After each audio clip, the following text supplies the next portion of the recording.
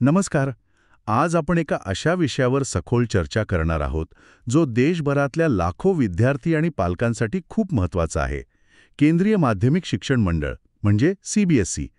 आपल्याकडे जी माहिती आहे त्याच्या आधारावर आपण सीबीएसईची रचना, त्याचा इतिहास आणि विशेषतः नवीन शिक्षण धोरण 2020 म्हणजे NEP त्यामुळे काय मोठे बदल होत आहेत याचा एक आढावा घेऊया. अगदी.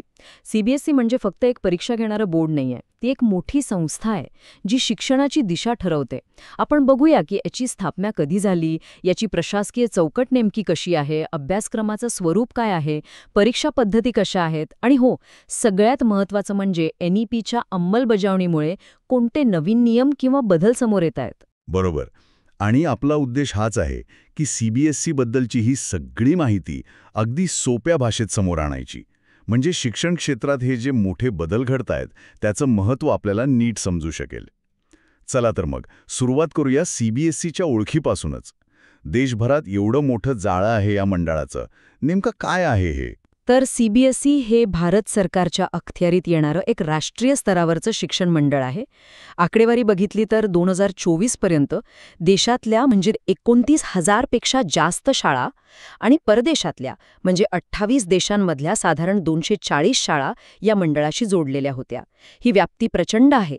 आणि भाषा हिंदी आणि इंग्रजी ही अधिकृत भाषा आहेत, त्यामुळे देशभरातल्या वेगवेगळ्या भागांतल्या विद्यार्थ्यांना ते सोयीचं ठरतं. संख्या नाहीये, याचं कार्यात्मक महत्त्व पण खूप मोठं आहे. या मंडळाचं मुख्य काम काय, तर राष्ट्रीय स्तरावर एकसारखा अभ्यासक्रम आणि मूल्यांकन पद्धती लागू करणं. आता याचा थेट फायदा काय होतो, तर शैक्षणिक मानकांमध्ये एक सुसंगतता येते. आणि याहून महत्त्वाचं काय की जे पालक नोकरीमुळे किंवा इतर कारणांनी एका शहरातून दुसऱ्या शहरात जातात ना, त्यांच्या मुलांच्या शिक्षणात खंड पडत नाही, ते सातत्य टिकून राहतं. म्हणजे एका अर्थी हे राष्ट्रीय एकात्मतेला पण मदत करतं, नकळतपणे का होईना. अच्छा, आता जरा इतिहासाकडे वळूया. ह्याची सुरुवात कधी झाली, म्हणजे हे इतकं जुनं आहे? इथे जरा रंजक इतिहास आहे आणि 2 तारखा महत्वाच्या आहेत बरं का. अनेकांना वाटतं की याची स्थापना नंतर झालीये, पण मूळ सुरुवात 1929 मध्ये झाली होती. तेव्हा त्याचं नाव होतं board of high school and intermediate education, Rajputana. नावावरूनच कळते की आवाका मर्यादित होता. म्हणजे फक्त राजपुतानापुरतंच? हो, नंतर मग 1952 मध्ये मंडळाला केंद्रीय माध्यमिक शिक्षण मंडळ असं नाव मिळालं. पण खरा बदल म्हणजे काय म्हणतात त्याला, कायापालट झाला तो 1 जुलै 1962 रोजी. या दिवशी मंडळाची पुनर्रचना झाली आणि त्याची व्याप्ती थेट देशभरात वाढली. त्यामुळे जे स्पर्धा परीक्षांची तयारी करतात ना, त्यांच्यासाठी हा फरक महत्वाचा आहे. मूळ स्थापना 1929, पण आजचं जे स्वरूप आहे त्याची पुनर्रचना 1962 मध्ये झाली. इथेच गल्लत होते खूप वेळा. हा फरक खरंच महत्वाचा आहे, लक्षात ठेवायला हवा. आता सीबीएसईच्या ध्येयांविषयी बोलूया. म्हणजे फक्त परीक्षा घेणं एवढाच उद्देश नाहीये, बरोबर? अजिबात नाही. परीक्षा घेणं हा कामाचा एक भाग झाला फक्त. उद्देश त्याहून खूप मोठा आहे. देशभरात एकसारखी आणि प्रमाणित शैक्षणिक रचना देणं हे तर आहेच, पण त्याचबरोबर आता विद्यार्थ्यांमध्ये फक्त पुस्तकी ज्ञान नाही, तर व्यावहारिक ज्ञान, विश्लेषण क्षमता म्हणजे ॲनालिटिकल स्किल्स आणि संकल्पनात्मक स्पष्टता म्हणजे कन्सेप्च्युअल क्लॅरिटी हे विकसित करण्यावर पण खूप भर दिला जातोय. आणि यात नवीन शिक्षण धोरण म्हणजे NEP 2020 त्यामुळे काही आणखी भर पडलीये का? नक्कीच पडलीये. NEP 2020च्या शिफारसीनंतर अभ्यासक्रमात काळानुसार आणि गरजेनुसार बदल करणं हे एक मुख्य उद्दिष्ट झालं आहे. यात महत्त्वाचं काय, तर कौशल्य आधारित शिक्षण म्हणजे स्किल बेस्ड एज्युकेशन, त्याला प्रोत्साहन देणं, परीक्षांचा विद्यार्थ्यांवरचा ताण कमी करणं आणि फक्त अभ्यासावर नाही तर विद्यार्थ्यांच्या सर्वांगीण विकासावर लक्ष केंद्रित करणं, हे आता सीबीएसईच्या अजेंड्यावर आहे. मोठा धोरणात्मक बदल आहे हा. प्रशासकीय बाजू कशी आहे याची? एवढी मोठी संस्था चालते कशी? याचं मुख्यालय नवी दिल्लीला आहे आणि ते केंद्रीय शिक्षण मंत्रालयाच्या अंतर्गत काम करतं. प्रशासनाच्या सोयीसाठी वेगवेगळे विभाग आहेत, जसं की शैक्षणिक विभाग, परीक्षा विभाग, कौशल्य शिक्षण विभाग, संलग्नता विभाग वगैरे. आणि प्रत्येक विभागाचे प्रमुख म्हणून स्वतंत्र संचालक किंवा नियंत्रक असतात. सध्या महत्त्वाच्या पदांवर कोण आहेत? काही नावं सांगता येतील? हो, सध्या अध्यक्ष आहेत राहुल सिंग IAS आणि सचिव आहेत हिमांशु गुप्ता IAS. परीक्षा नियंत्रक म्हणून डॉक्टर संयम भारद्वाज आहेत. NEPमुळे परीक्षा पद्धतीत जे मोठे बदल होत आहेत ना, त्यांच्या अंमलबजावणीत त्यांची भूमिका खूप महत्वाची आहे. त्यामुळे त्यांचं नाव सध्या चर्चेत असतं.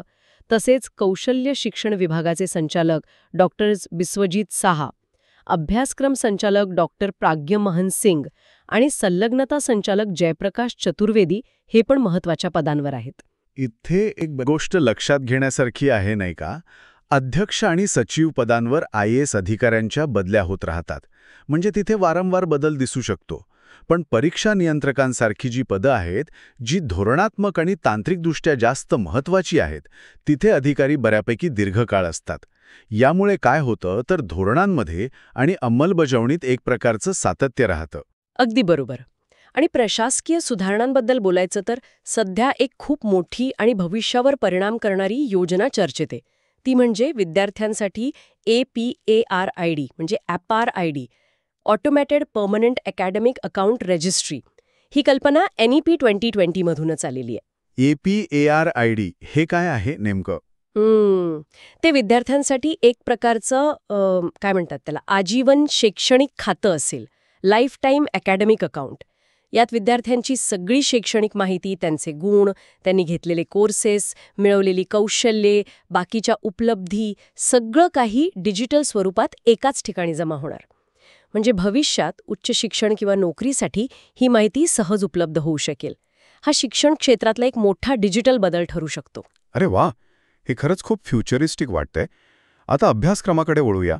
CBSEचा अभ्यासक्रम इतरांपेक्षा वेगळा कसा मानला जातो? CBSEच्या अभ्यासक्रमाचं वैशिष्ट्य काय आहे की तो केवळ सैद्धांतिक ज्ञान किंवा घोकंपट्टीवर भर देत नाही, तर संकल्पना समजून घेणं, विश्लेषणात्मक विचार करणं आणि ज्ञानाचं उपयोजन म्हणजे ॲप्लिकेशन बेस्ड लर्निंग यावर जास्त लक्ष केंद्रित करतो. त्यामुळे विद्यार्थ्यांना कायपेक्षा कसं आणि का हे जास्त कळायला मदत होते. आणि याचा स्पर्धा परीक्षांसाठी फायदा होतो असं जे म्हटलं जातं ते खरं आहे का? हो, बऱ्याच अंशी ते खरं आहे. IIT JEE, NEET, UPSC सारख्या ज्या राष्ट्रीय स्तरावरच्या स्पर्धा परीक्षा आहेत ना, त्यांचा अभ्यासक्रम मोठ्या प्रमाणावर CBSEच्या अभ्यासक्रमावरच आधारित असतो. CBSEचा अभ्यासक्रम कसा आहे तर तो अनावश्यक तपशील टाळून मूलभूत संकल्पनांवर म्हणजे फंडामेंटल कॉन्सेप्ट्सवर भर देतो. यामुळे विद्यार्थ्यांची संकल्पनात्मक स्पष्टता वाढते आणि त्यांना स्पर्धा परीक्षांच्या तयारीसाठी एक चांगला पाया मिळतो. अभ्यासक्रम कमी ताण देणारा वाटला तरी तो वैचारिक पातळीवर जास्त सक्षम बनवतो असं म्हणता येईल. अच्छा, आता मूल्यमापन पद्धतीबद्दल बोलूया. इथे काय बदल झालेत? पूर्वी ती CCA पद्धत होती, ती आता आहे का? पूर्वी CCE म्हणजे कंटिन्युअस अँड कॉम्प्रिहेन्सिव्ह इव्हॅल्युएशन, सतत आणि सर्वंकष मूल्यमापन पद्धती होती. त्यात वर्षभर वेगवेगळ्या चाचण्या, प्रकल्प, उपक्रम यातून विद्यार्थ्यांचं मूल्यमापन व्हायचं. आता त्या पद्धतीत बदल झाले आहेत. आता परीक्षेतले प्रश्न हे फक्त पुस्तकी ज्ञान तपासणारे नसतात, तर ते विद्यार्थ्यांची विश्लेषण क्षमता, समस्या सोडवण्याची क्षमता आणि ज्ञानाचा प्रत्यक्ष वापर करण्याची क्षमता तपासणारे असतात. आणि निकालाचं स्वरूप मार्कांऐवजी ग्रेड्स मिळतात ना? हो, CBSEमध्ये गुणांऐवजी CGPA म्हणजे क्युम्युलेटिव्ह ग्रेड पॉइंट ॲव्हरेज प्रणाली वापरली जाते. यात विद्यार्थ्यांना श्रेणी म्हणजे ग्रेड्स मिळतात. याचा एक फायदा असा की मार्कांच्या त्या अटीतटीच्या स्पर्धेचा आणि तुलनेचा ताण थोडा कमी होतो. परीक्षांचा नमुना देशभरात मानकीकृत म्हणजे स्टँडर्डाइज्ड असतो आणि परीक्षा एकाच वेळी होतात. त्यामुळे निकालांमध्ये आणि मूल्यांकनामध्ये एकसमानता राहते. चला, आता त्या भागाकडे येऊया ज्याची कदाचित सगळेच उत्सुकतेने वाट पाहत असतील. नवीन शिक्षण धोरण 2020 म्हणजे NEPमुळे CBSEमध्ये नक्की काय मोठे बदल होत आहेत किंवा होणार आहेत, याचा मुख्य उद्देश काय आहे? NEP 2020चा CBSEवरचा प्रभाव खूप मोठा आहे आणि त्याचे मुख्य उद्देश 2 आहेत. एक म्हणजे परीक्षांचा विद्यार्थ्यांवरचा ताण कमी करणं आणि दुसरं म्हणजे संपूर्ण शिक्षण प्रणाली अधिक लवचिक, काय म्हणतात त्याला, फ्लेक्सिबल आणि विद्यार्थी केंद्रित बनवणं. यातले सगळ्यात महत्त्वाचे बदल कोणते? सगळ्यात मोठा आणि जो सध्या खूप चर्चेत आहे तो बदल म्हणजे 10वी बोर्ड परीक्षेच्या स्वरूपातला. आता 10वीची बोर्ड परीक्षा वर्षातून 2दा घेतली जाईल. पहिली मुख्य परीक्षा साधारण फेब्रुवारी-मार्चमध्ये होईल आणि त्यानंतर मे-जून महिन्यात दुसरी परीक्षा होईल, जी ऐच्छिक असेल. ऐच्छिक म्हणजे असं की जर एखाद्या विद्यार्थ्याला पहिल्या परीक्षेत मिळालेल्या गुणांमध्ये सुधारणा करायची असेल तर तो दुसऱ्यांदा परीक्षा देऊ शकेल आणि मग दोन्ही परीक्षांमधले जे सर्वोत्तम गुण असतील ते ग्राह्य धरले जातील. यामुळे कसे एकाच परीक्षेवर सगळं अवलंबून असण्याचा तो जो दबाव असतो ना तो कमी होईल आणि विद्यार्थ्यांना कामगिरी सुधारायला दुसरी संधी मिळेल. अरे वाह! हा तर विद्यार्थ्यांसाठी खूप मोठा दिलासा म्हणायला हवा. दुसरा कोणता महत्वाचा बदल आहे? दुसरा बदल आहे परीक्षा प्रक्रियेतले गैरप्रकार, विशेषतः पेपरफुटीसारख्या घटनांना आळा घालण्यासाठी. आता प्रत्येक परीक्षा केंद्रावर प्रश्नपत्रिकांचे एकापेक्षा जास्त संच म्हणजे मल्टिपल सेट्स दिले जातील. प्रश्नांचं स्वरूप, काठिण्य पातळी सारखीच असेल, पण प्रश्नांचा क्रम प्रत्येक संचात वेगळा असेल. यामुळे कॉपी करणं किंवा पेपर फुटला तरी त्याचा प्रभाव कमी करणं शक्य होईल अशी अपेक्षा आहे. हे सुरक्षेच्या दृष्टीने महत्वाचं पाऊल आहे.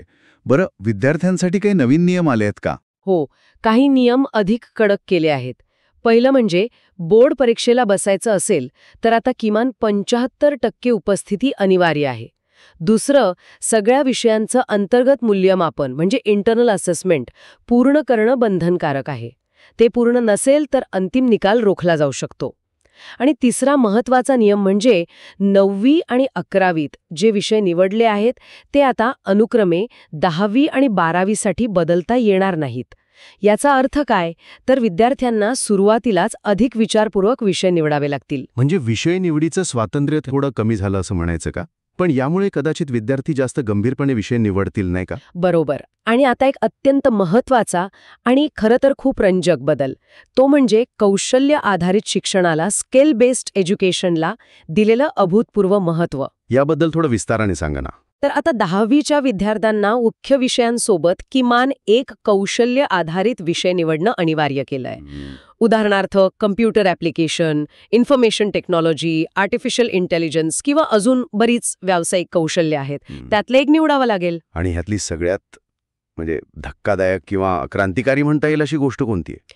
ती अशी की समजा एखादा विद्यार्थी गणित किंवा विज्ञान यांसारख्या 2 मुख्य कंपल्सरी विषयांपैकी कोणत्या तरी एका विषयात नापास झाला, पण त्याने जो कौशल्य आधारित विषय निवडलाय त्यात तो पास झाला असेल, तर अंतिम निकालात त्या नापास झालेल्या मुख्य विषयाऐवजी कौशल्य विषयाचे गुणग्राह्य धरले जातील. थांबा, काय म्हणालात?